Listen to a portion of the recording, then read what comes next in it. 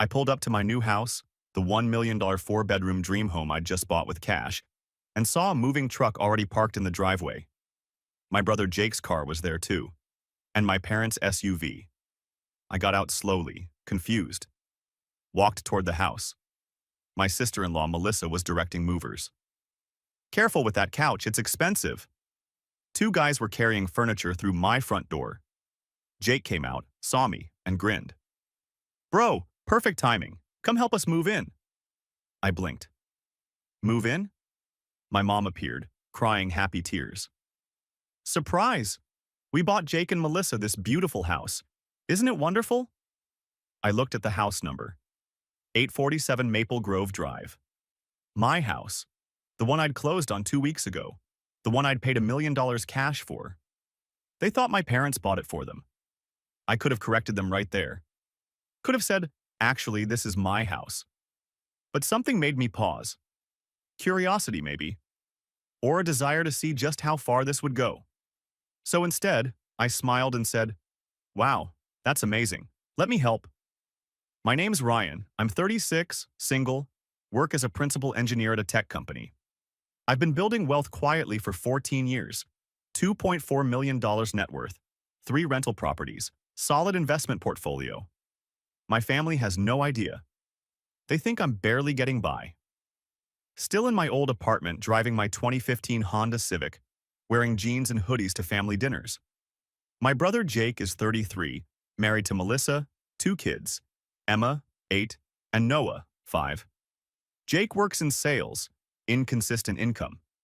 Melissa doesn't work, stays home with the kids. Our parents, Linda and Robert, early 60s, have always favored Jake. Not subtly, obviously. Growing up, Jake's wedding, parents paid $30K. My achievements. "That's nice, honey." Jake bought a house at 28. Parents gave him $80K down payment. Through a party, I got promoted to senior engineer at 29. Good job, stable career. The pattern continued with Jake's kids. Every Christmas, Jake's children got iPads and designer clothes. I didn't get anything because I don't have kids, so I don't need gifts. I learned early. Success makes you a target. When I got my first big promotion at 28 and mentioned the salary increase, Jake immediately asked to borrow 5Ks. Never paid it back. My parents asked me to chip in for Jake's house repairs. So I went quiet. Lived modestly. Saved aggressively. Invested smartly. Built a fortune in silence. 3 months ago, I decided it was time to buy my dream house. I'd been saving specifically for this for 8 years. Found the perfect place. 847 Maple Grove Drive. 4 bedrooms, 3 bathrooms, beautiful neighborhood. Listed at 105 meters. I offered $1 million cash to win the bidding war. Accepted within 24 hours. Closed 2 weeks ago. Paid the full amount up front. The title company was shocked. "You're paying cash? The entire million?" "Yep." Keys handed over. My house, my dream. I told no one in my family, not my parents, not Jake, nobody. Scheduled movers for today, Saturday at 10 a.m. Apparently, so did Jake. What I didn't know, what I was about to discover, was this. 2 weeks ago, my parents had been talking to Jake and Melissa about helping them buy a house. Jake and Melissa had been house hunting, struggling. Everything in their price range was either too small or needed major work. My parents mentioned they were willing to help with a down payment on a house on Maple Grove Drive. They meant a different house, a smaller one, $600K, address 423 Maple Grove. But Jake and Melissa had recently driven past 847 Maple Grove, my house, and seen the sold sign. Beautiful house, perfect neighborhood. In the conversation with my parents, wires got crossed. Jake: "The house on Maple Grove sold. We loved that one." Mom: 847 Maple Grove? Jake: "Yeah, the 4-bedroom. Parents exchanged confused looks but went with it. Somehow, in the excitement and miscommunication, Jake and Melissa became convinced my parents had bought them 847 Maple Grove, the $1 million house. My parents were confused but didn't correct them. They thought maybe Robert had made the purchase without telling Linda, or vice versa. Classic miscommunication spiraling out of control. Jake and Melissa, thinking the house was theirs, scheduled movers for today. Packed everything. Told their kids. Posted on Facebook about their dream home. Same day, same time, same house. Collision course. I stood in the driveway watching movers carry a couch into my house. My dad clapped me on the shoulder. Great surprise, right? We wanted to help them out. They need the space for the grandkids. I looked at him. You bought this house? This specific house? Mom nodded, wiping tears. We wanted them to have something special. How much did you pay? Dad hesitated. Well, we're helping with the down payment. They're handling the mortgage. So you didn't buy it outright? No, but we gave them enough to make it work. I looked at Jake directing movers, at Melissa hanging curtains through the front window, at my parents beaming with pride. They had no idea this was my house, and I was curious to see how long it would take them to figure it out. That's really generous, I said. Mind if I look around, see what you bought them? Of course. Jake, show your brother around. Jake waved me over. Come on, wait till you see the master bedroom. I followed him inside, into my house, the one I'd walked through a dozen times during inspections and final walkthrough. Melissa was in the kitchen arranging dishes. Ryan, can you believe this place? 4 bedrooms. It's impressive, I said honestly. Emma and Noah ran past shrieking with excitement. My room, Jake laughed. They're so happy. This is going to change everything for us. I bet.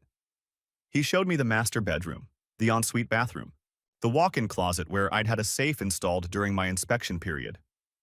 Check this out, Jake said, opening the closet. There's even a built-in safe. Fancy. Right? Mom and Dad really went all out. I looked at the safe, knew the combination, knew what was inside. You should check if there's anything in it, I suggested. It's probably empty. House was vacant. Still, worth checking. Jake shrugged. I don't have the combination. Maybe it's a simple one. Try some common numbers. Nah, we'll get a locksmith later. Come see the backyard. I followed him outside. The yard was beautiful, exactly as I remembered from my walkthrough. My parents were on the patio. Mom was crying again. Our baby's in their forever home. Dad had his arm around her. They deserve this. I stood there watching my family celebrate in my house and felt absolutely nothing. No anger, no vindication, just curiosity about when the truth would come out.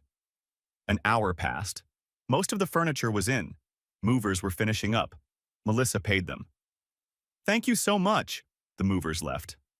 Now it was just family. Jake, Melissa, their kids, my parents, and me. Jake cracked open a beer. First beer in our new house. Ryan, want one? Sure. We sat on his couch, in my living room. Thanks for helping, bro, Jake said. Of course. You know, he continued, you should think about buying a place too. Real estate's a great investment. I almost laughed. Yeah, maybe someday.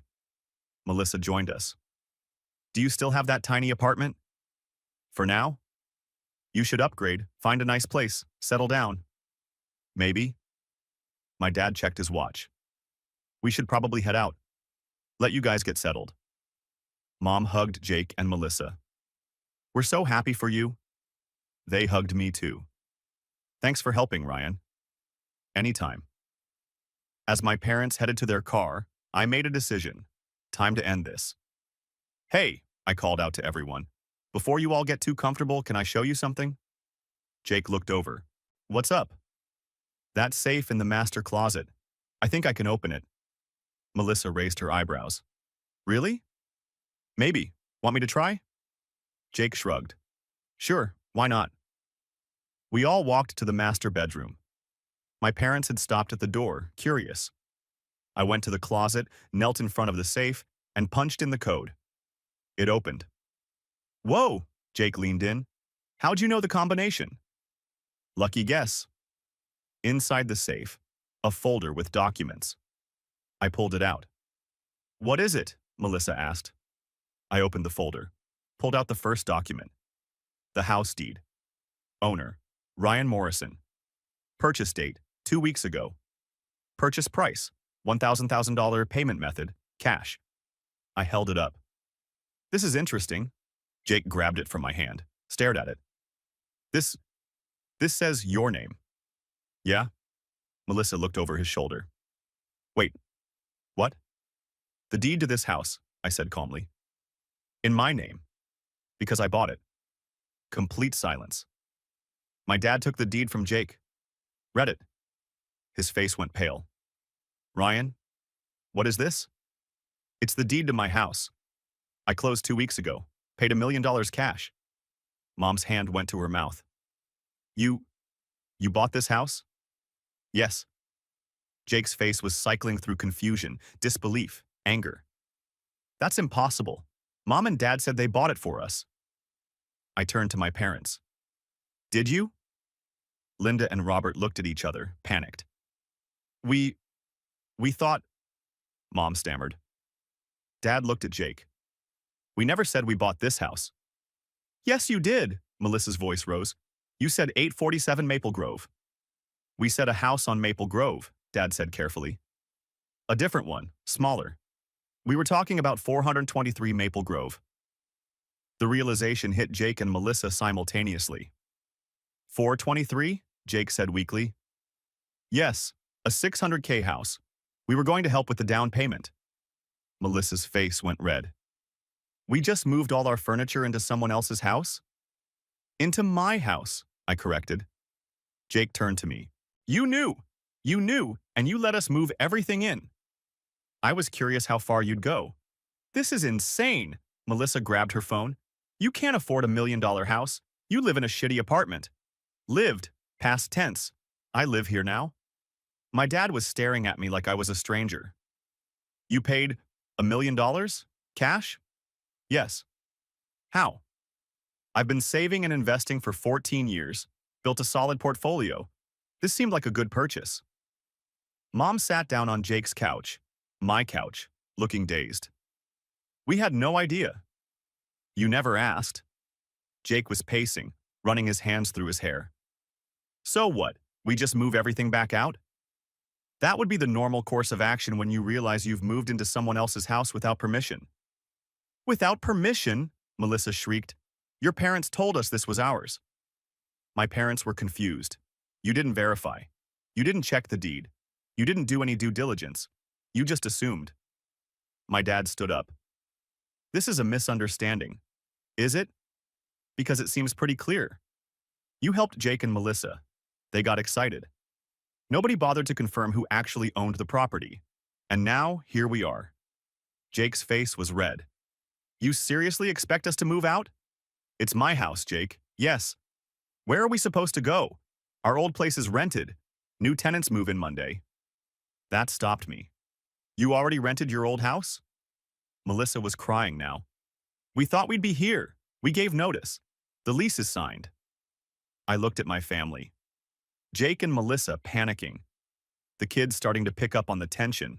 My parents looking devastated. Part of me, a small part, felt bad. But a much larger part remembered every time Jake got help and I got, "You're so independent." Every time his achievements were celebrated and mine ignored. Every birthday, every Christmas, every family dinner where I was an afterthought. That's unfortunate, I said, but it's not my problem. Not your problem?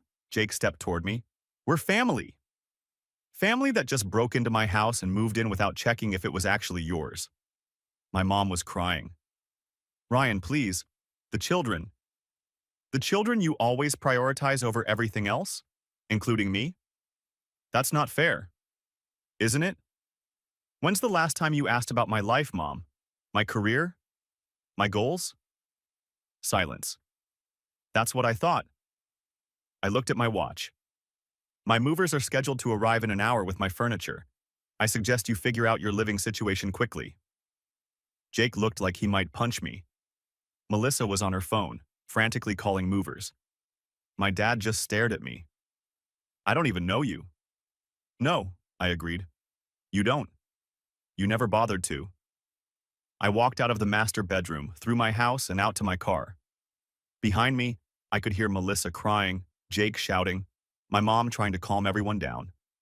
I sat in my car, and for the first time in years, I smiled. My house, my rules, my life, finally. I sat in my car for 10 minutes, listening to the chaos inside. Through the windows, Jake pacing, Melissa crying on her phone, my parents trying to calm everyone down. Text from Jake. We need to talk, now. I got out, walked back inside. The movers can't come back until Monday, Melissa said, mascara running. I nodded. Okay? Okay, Jake shouted. That's all you have to say? What do you want me to say? That we can stay. We have nowhere to go. Our old house is rented. New tenants move in Monday. That stopped me. You already rented it? Melissa was shaking. We thought we'd be here. I looked at my parents. Your house? Dad shook his head. 3 bedrooms, not enough space for all of us. Hotel? Melissa laughed bitterly. Do you know what hotels cost for a family of 4? Not my problem. Jake stepped closer. How can you be this cruel?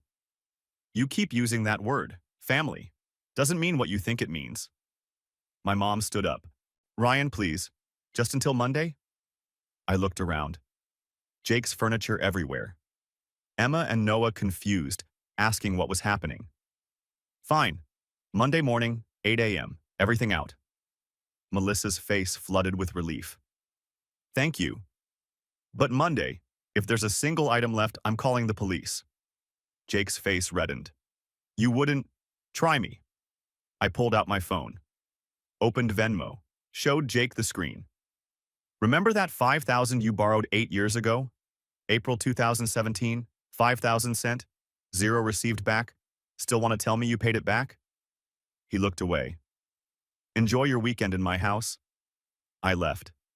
Sunday morning, my dad called. We need to talk. Met him at a coffee shop. He looked awful. Your mother barely slept. How did you afford $1 million house? I own 3 rental properties. Well, 2 now. Sold 1 last month for $170,000 profit, plus stocks, retirement accounts, savings. Been building wealth since 23. His eyes widened. You own rental properties? Plus I make $380,000 a year. Stock options potentially worth another $500,000. He nearly dropped his cup. $380,000, yes. We had no idea. You never asked. When I got promoted to senior engineer, you said, good job. When Jake made assistant manager, you posted about it for a week. I learned to stay quiet. We didn't mean, you did. Jake has kids, Jake needs help, Jake deserves more. I heard it my whole life. What do you want from us? Nothing. I don't want anything anymore. I'm done trying to earn attention I'll never get. We want to make this right. You can't. You can't undo 36 years of favoring Jake. I stood up. Enjoy your coffee. Sunday afternoon, I returned to check. My furniture was in the garage. Jake's stuff still inside. Found Jake in the kitchen with the kids. Confirming you'll be out tomorrow? Melissa snapped. Where are we supposed to go? Motel 6 on Highway 10. $49 a night. We're not staying at a motel. Then find somewhere else. Jake pulled me outside. I'm sorry for all of it. Okay? That's it? You're not actually sorry. You're sorry you got caught. There's a difference. That's not fair. You called me lucky I didn't have a family. Lucky I didn't have a mortgage. Like my life was easy because I wasn't burdened with responsibility. But I have responsibility. I manage 15 engineers, own property, built all this while you asked mom and dad for handouts. They wanted to help, and I didn't need help because I was responsible. So responsibility gets punished. Great system. His face twisted with anger. You've really changed. No, you're finally seeing who I am. I went back inside. Emma was at the table coloring. Uncle Ryan, is this really your house? It is, sweetie. Are we in trouble? My heart cracked. No, honey, just a big misunderstanding. Daddy said we're moving again. Yeah, but you'll have a new place. She didn't look convinced. Melissa glared at me. Happy now? You've upset the children. You upset them by lying about whose house this was. We didn't lie. You told them this was home without verifying ownership. Jake came back in, shook his head at her. She stayed quiet. I'll be back tomorrow at 7. You'll be packed by 8. Monday morning, 7 a.m. Different moving truck in the driveway. Jake and Melissa were loading furniture. Kids on the porch steps looking miserable. My parents arrived at 7:30, exhausted. Ryan, Mom said, can we talk after? I don't think there's anything to say. Please, 5 minutes? Fine. By 8:15, everything was loaded. Jake handed me the key. There, your house. Hope you're happy. I am, actually. They drove off. My parents stood in the driveway, lost. Where are they going? I asked. Extended stay hotel, until they find a rental, Dad said. With what money? We're helping them. Of course you are. Mom grabbed my arm. Can we start over? Be a family again? We were never really a family, just people who shared DNA. That's not true. When's my birthday? My favorite food? What do I do for fun? Silence. Mom's eyes filled. I don't know. But you know everything about Jake, about Emma and Noah, their favorite colors, movies, everything. You never shared. I stopped because you never cared, but you could have asked any time in 36 years. Dad stepped forward. We want to do better. Great. Do that. Just don't expect me to be part of it. You're our son. Biologically, that's it. I walked to the house, stopped at the door. If you want to be in my life, you'll have to earn it. Right now? You haven't. I went inside, closed the door, locked it, watched through the window as they stood there for 5 minutes before leaving. Then I looked around at my empty house. Mine. Completely, entirely mine. For the first time in my life, I felt free. 3 weeks later, everything changed again. I was settling in, furniture arranged, rooms decorated, finally feeling like home, when my phone rang. Extended family group chat exploding. Aunt Carol had seen something, posted a link. Local business journal article, young tech leaders under 40. There I was. Photo of me in front of my house. Headline, How Ryan Morrison Built 2.4 Net Worth by 36. The article detailed everything. My salary, investment strategy, rental properties, the cash purchase of my home. Within an hour, my phone was blowing up. Aunt Carol. Ryan, I had no idea. Uncle Jim. You're worth $2 million? Cousins messaging congratulations. And then Jake saw it. He called. I didn't answer, texted. Saw the article, we need to talk. I ignored it. My parents called. Left voicemails. Mom. We had no idea you were this successful. We're so proud. Dad. Why didn't you tell us? We could have celebrated. I deleted them. But the damage was done. The whole family knew now. And Jake? Jake was spiraling. Because 2 days after the article came out, he got fired. Missed quota 3 months in a row. On probation. Finally let go. Melissa had to get a retail job. Part-time, minimum wage. They were barely making rent on the extended stay. And my parents? Still giving them money. $500 a month just to keep them afloat. Meanwhile, I was thriving.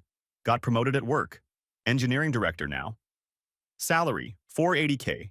Started dating someone, Carla, an accountant I met at the gym. She loved the house. Loved that I'd built everything myself. Life was good. Until Christmas. My parents invited me. Please come. It's Christmas. Family should be together. I said no. Jake will be there. Exactly why I'm not coming. Ryan, please. I'm spending Christmas with Carla's family. People who actually want me there. Christmas Eve, I was packing for the trip when someone rang my doorbell. Jake and Melissa stood on my porch looking defeated. We need to talk, Jake said. I'm busy. Melissa's voice cracked. Please. Jake lost his job. We might lose the apartment. The kids should have thought about that before moving into my house without permission. Jake's face went red. You're really going to throw that in our faces? You broke into my house. It was a misunderstanding. That could have been avoided with one phone call, one deed check, any basic due diligence. Melissa started crying. We need help. Just a loan. No. Ryan, please. Like I said, not my problem. You're 33, Jake. Figure it out. I started closing the door. Melissa shouted, What happened to you? You used to be nice. I paused, looked at her. I used to be invisible. Now I'm just honest. Big difference. I closed the door, locked it, watched through the window as they stood there, shocked, before finally walking away. Then I finished packing. Carla picked me up. Ready for Hawaii? Absolutely. We flew first class. Stayed at a resort I'd only dreamed about as a kid. While my family had their tense, awkward Christmas, I was on a beach, drinking Mai Tais, completely at peace. My phone buzzed once. Text from my mom. Merry Christmas, we miss you. I turned off my phone, looked out at the ocean. My life, my choices, my peace. 6 months after the house incident, my life was unrecognizable. Carla moved in. We converted one bedroom into her home office, another into a gym. The house felt alive now, our furniture, our photos, our life. Work was going incredibly well. The promotion to engineering director came with more responsibility, but also more autonomy. I was leading major projects, mentoring junior engineers, making real impact. Meanwhile, Jake's life was falling apart. I heard through Aunt Carol, who couldn't resist updating me despite my request not to. Jake found a new job. Sales again, but lower tier. $60K a year instead of his previous $85K. Melissa working retail part-time brought in maybe $15K. Combined, $75K for a family of 4 in an expensive city. They'd moved from the extended stay to a small 3-bedroom apartment. $2,400 a month rent. Eating their entire budget. My parents were still supplementing. $800 a month now just to keep them afloat. That $150K they'd saved for retirement? Down to $80K after 8 months of supporting Jake. I felt nothing hearing this. No satisfaction, no guilt. Just nothing. Then came the engagement. I proposed to Carla on our back patio. Sunset, string lights, the whole thing. She said yes before I finished asking. We posted one photo on Instagram. Simple shot. Us, the ring, the house, in the background. Caption. She said yes. Within hours, the family group chat exploded. Aunt Carol. Congratulations. Uncle Jim. About time. Happy for you both. Extended family pouring in congratulations. Then silence from my parents. For 6 hours, nothing. Finally, a text from my mom. Congratulations, sweetheart. We're very happy for you. Cold. Formal. Like a business email. I didn't respond. 2 days later, she called. We'd like to take you and Carla to dinner, celebrate the engagement. We're good, thanks. Ryan, please, we want to be part of this. You weren't part of anything else in my life. Why start now? Because you're getting married. That's important. My promotions were important. Buying my house was important. Building my career was important. You missed all of that. Silence. We'd like to come to the wedding, she said quietly. You're not invited. What? The wedding is for people who've been part of my life, who've supported me, who've actually cared. That's not you. We're your parents. Biologically, doesn't mean you get an invitation. You can't be serious. Dead serious. 50 guests. Carla's family, our friends, a few extended family members. Not you, not Dad, not Jake. My mom started crying. How can you do this? Pretty easily, actually. I'm inviting people who care about me. You don't qualify. I hung up. Carla looked at me from the couch. You okay? Yeah, feels good to be honest. They're going to keep trying. Let them.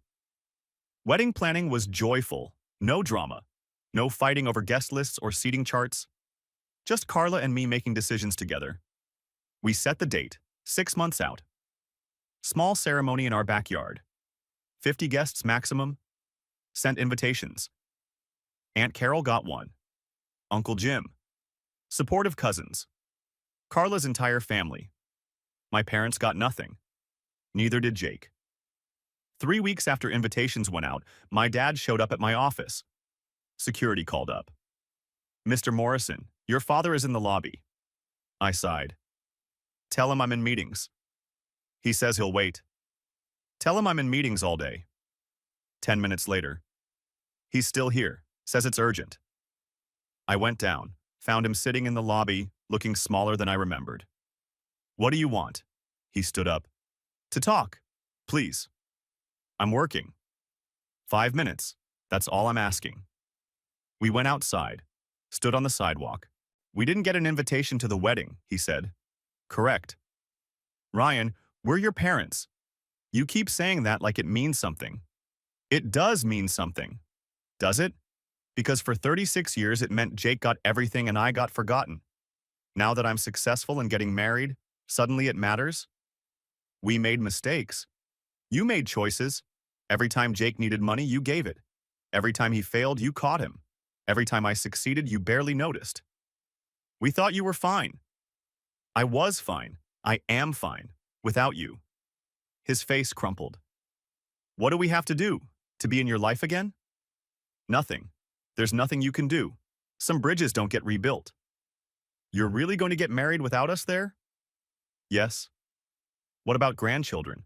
When you and Carla have kids, they won't know you, just like you never knew me. That hit him hard. I could see it. Ryan, please. I have to get back to work. I left him standing there. When I got back to my desk, I felt lighter, like I'd been carrying something heavy and finally put it down. The wedding was perfect. 53 guests, we added a few last minute. Backyard ceremony under string lights. Carla in a simple, stunning dress. Me in a suit that actually fit. Our vows were personal, honest, real. You saw me when I was invisible to everyone else, I said. Carla cried. You gave me a home I didn't know I needed. We kissed. Everyone cheered. Reception on the patio, catered dinner, dancing, laughter. Aunt Carol pulled me aside. Your parents are devastated they weren't here. I'm sure they are. Don't you feel bad? No. They had 36 years to be part of my life. This is their consequence. She hugged me. You deserve to be happy. I am happy. For the first time in my life, I'm genuinely happy. Later, cutting the cake, Carla whispered, No regrets? None. You? Not a single one. That night, lying in bed in our house, I thought about my family. Jake struggling financially, probably resenting me. My parents watching from the outside, realizing what they'd lost. And me? Living my best life with someone who actually valued me. No guilt. No second guessing. Just peace. 1 year after the wedding, Carla told me she was pregnant. I cried. Happy tears. Overwhelmed tears. We were having a baby. We told Carla's family first. They were thrilled. Started planning baby showers and buying gifts immediately. We posted on social media a few weeks later. Simple announcement. Coming soon. The congratulations flooded in, and then my mom called. You're having a baby? Yes. Ryan, that's wonderful. We're going to be grandparents. You already are. Jake's kids? You know what I mean. I do. And the answer is no. No to what? No, you won't be involved. No, you won't meet the baby. No, you won't get the access you think you deserve. Silence. You can't keep your child from us. Watch me. My child won't grow up watching you favor someone else's kids. Won't experience what I did. This ends with me. We've changed. We treat Jake's kids and everyone equally now. Great. Keep doing that. Just not with my child. Ryan, please. I'm protecting my kid from the same damage you did to me. That's my job as a parent. I hung up. Carla rubbed her growing belly. You sure about this? Completely. Our kid deserves better than what I had. They're going to keep trying. Let them. They can't hurt what they can't touch. Our daughter was born on a Tuesday. Sophie. 7 pounds, 3 ounces. Perfect. I held her in the hospital and made a promise. You'll never feel invisible, never feel less than, never doubt that you're loved. Carla smiled through exhausted tears. She's so lucky to have you. We're lucky to have each other. We posted one photo, Sophie's tiny hand wrapped around my finger. Caption: Our whole world. The comments poured in, and buried in them. Congratulations.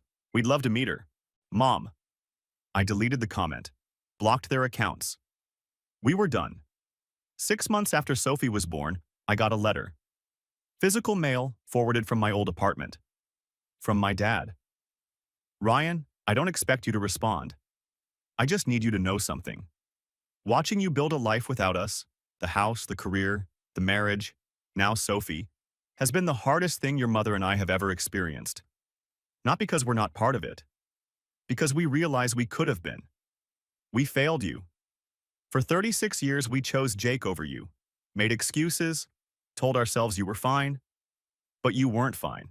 You were alone, and we put you there. I don't expect forgiveness. I don't expect reconciliation. I just wanted you to know, we see it now. We understand what we did. And we're sorry. More sorry than we can ever express. I hope Sophie never knows what it feels like to be invisible to her parents. I hope you give her what we should have given you. Love, Dad. I read it twice, felt nothing, folded it up, put it in a drawer. Maybe someday it would mean something. Maybe not.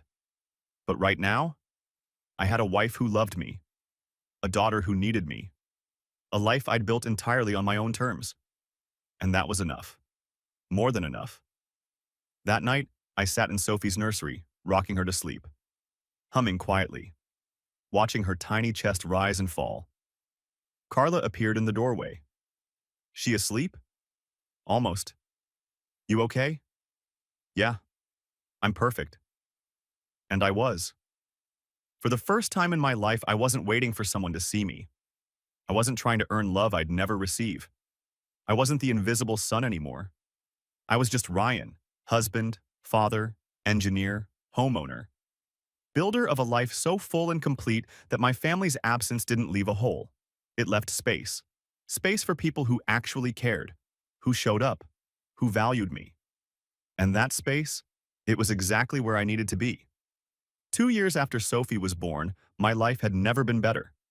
The house was filled with her laughter, toys in every room, crayon drawings on the fridge, the chaos of a toddler who was loved completely. Carla had gone back to work part-time. We'd converted the 4th bedroom into her home office. Work-life balance that actually worked. My career continued climbing. Senior director now, $520K salary. Stock options vesting that pushed my net worth past $3.5 million. We talked about having another baby. Maybe in a year or two. Life was full. Complete. Perfect in its imperfection. Meanwhile, Jake's situation had gotten worse. Aunt Carol still updated me despite my protests. I think she hoped I'd eventually cave and help him. Jake had been fired from the 2nd sales job. Performance issues again. Found work at a call center. $42K a year. For a 35-year-old father of 2.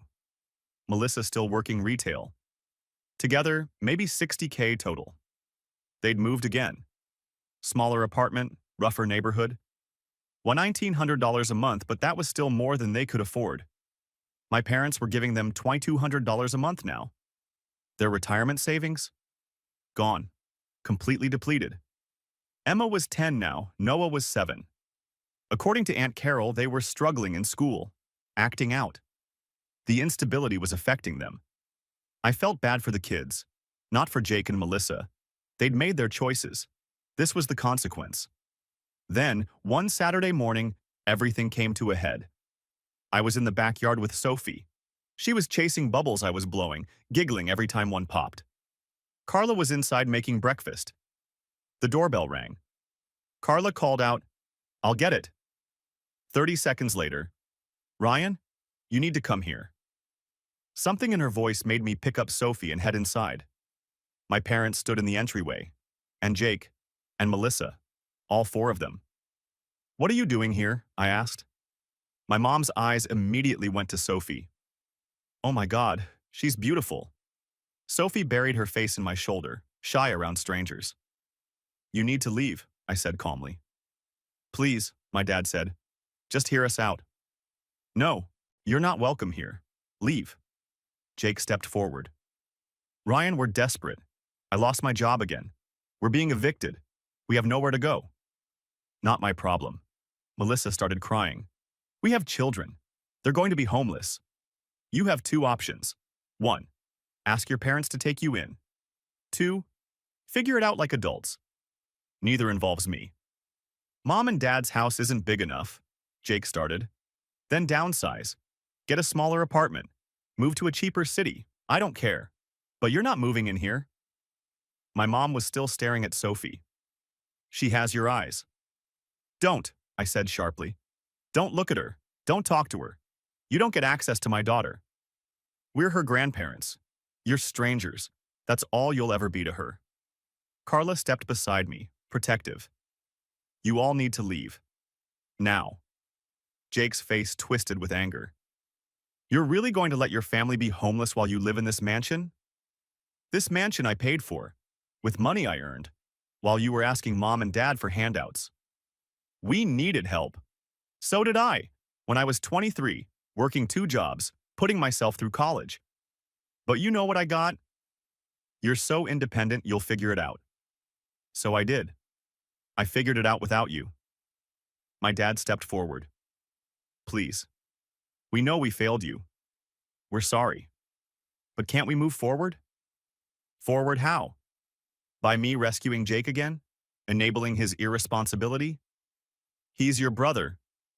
He's a 35-year-old man who's never held a job for more than 18 months, who's been fired 3 times, who moved into my house without permission and thought that was okay. Jake's face went red. That was 2 years ago. And you never apologized. Not really. You were sorry you got caught, not sorry for what you did. Melissa grabbed Sophie's attention. Hi, sweetie. I'm your Aunt Melissa. Sophie looked at her, confused. Don't talk to my daughter, Carla said coldly. She's family. She's my daughter, I said, and I decide who gets to be in her life. You don't qualify. My mom started crying. How can you be this cruel? We're begging you. And I'm saying no. You taught me that family isn't about biology. It's about showing up. You never showed up for me. I'm not showing up for you. We've changed. Have you? Because you still gave Jake everything while ignoring me. You drained your retirement savings to support his bad decisions. You never once asked if I needed anything. You only noticed me when I became impossible to ignore. Sophie started squirming. Daddy, I'm hungry. Okay, baby, let's get breakfast. I looked at my family. You have 10 seconds to leave before I call the police. You wouldn't, Jake started. I pulled out my phone, started dialing. They left. Finally. Reluctantly. My dad turned at the door. This isn't over. Yes, it is. Don't come back. Don't call. Don't write. We're done. I closed the door. Locked it. Set the alarm. Turned to find Carla holding Sophie, both watching me. You okay? Carla asked. Yeah, I'm good. Sophie reached for me. Daddy okay? I took her, held her close. Daddy's perfect, sweetheart. And I was. 3 months later, we found out Carla was pregnant again. Another girl. We'd name her Maya. This time, we didn't post anything publicly. Just told close friends and Carla's family. No social media announcement. No opportunity for my parents to find out and insert themselves. 6 months into the pregnancy, Aunt Carol called. Ryan, I need to tell you something. What? Jake and Melissa are getting divorced. I felt nothing. Okay. The kids are struggling. Emma's failing classes. Noah's in therapy.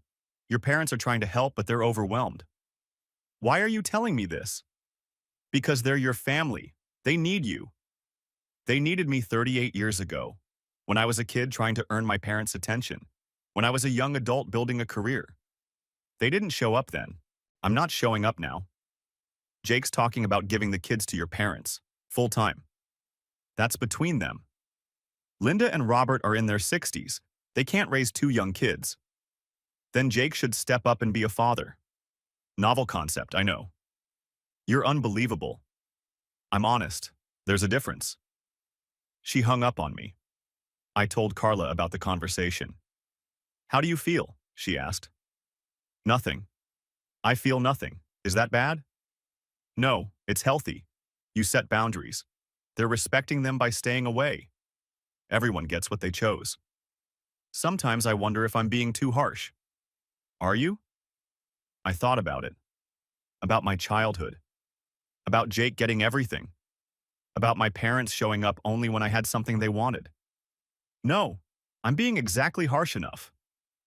Maya was born on a Sunday, 6 pounds, 8 ounces.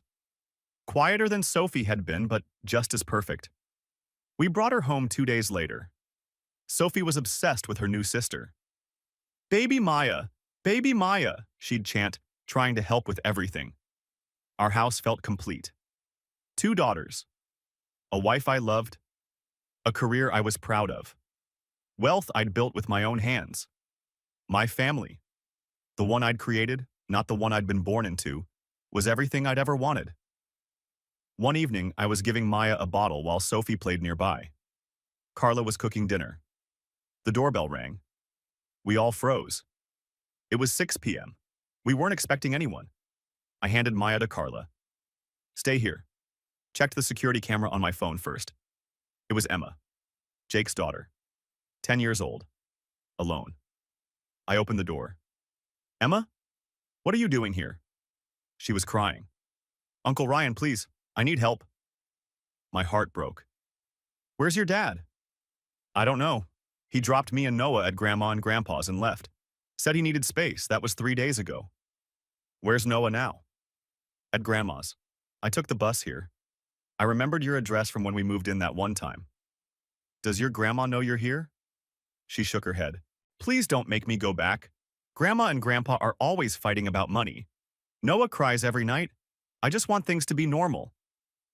I looked at this kid, my niece technically, who'd been failed by every adult in her life. She didn't choose this. She didn't ask for irresponsible parents or grandparents who enabled them. Come inside, I said. Carla's eyes widened when she saw Emma. I nodded. It's okay. Emma, this is my wife Carla. And this is Sophie, who you met before, and baby Maya. Emma wiped her eyes. Your baby is pretty. Thank you. Are you hungry? She nodded. We fed her dinner. Called my parents to let them know where she was. They were frantic. She just disappeared. We were so worried.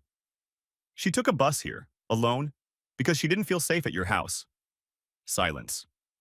We'll come get her. No, I'll bring her back. But we need to talk, all of us. An hour later, I pulled up to my parents' house with Emma. Jake's car was in the driveway, so he'd come back. I walked Emma to the door. My dad answered. Thank you for bringing her. We're talking, now. Inside, Jake was on the couch. Melissa wasn't there, already moved out apparently. Noah was in the corner, playing with old toys that looked like they'd been mine as a kid. My mom came out of the kitchen. Ryan.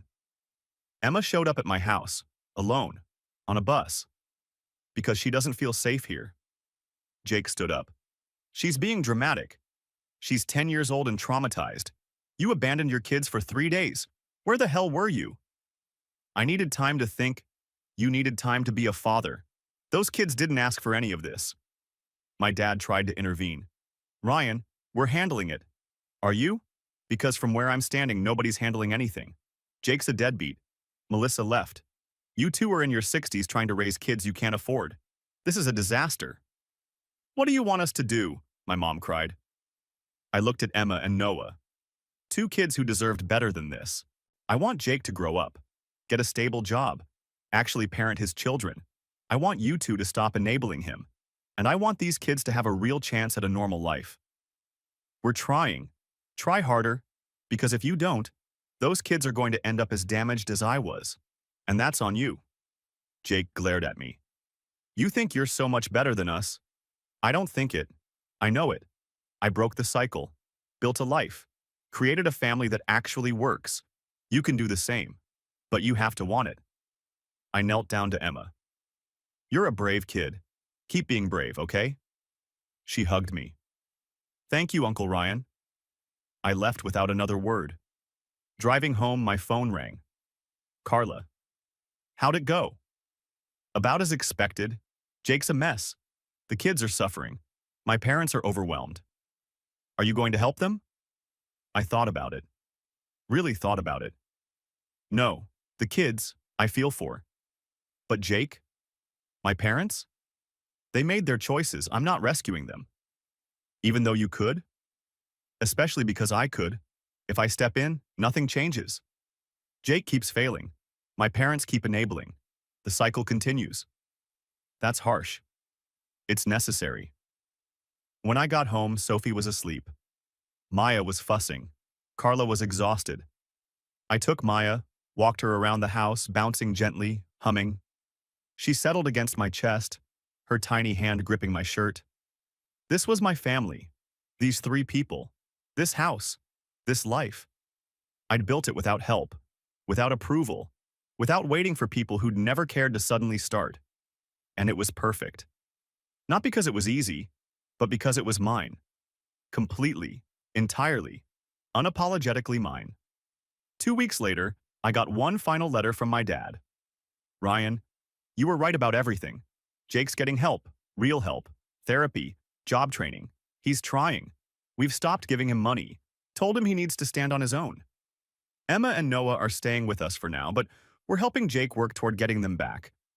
I know it's too late for us. I know we lost you, but I wanted you to know we finally get it. What we did to you, what we failed to do. You deserved better. You deserved parents who saw you, who celebrated you, who loved you equally. We failed, and we're sorry. I hope someday Sophie and Maya ask about their grandparents. And I hope you tell them the truth, that we loved you, but we didn't know how to show it until it was too late. Be happy, son. You earned it. Dad, I read it once, put it in the drawer with the others. Maybe someday I'd feel something reading these. Maybe not. But right now, I was too busy living to dwell on what could have been. Sophie called from the backyard. Daddy, push me. I went outside, pushed her on the swing, listened to her laugh. Carla came out with Maya, sat on the patio watching us. This is nice, she said. Yeah, it really is. And it was. My house, my family, my life, built from scratch, on my own terms, without permission or approval. The invisible son was gone. In his place, a man who knew his worth, a father who showed up, a husband who chose love. And that was everything.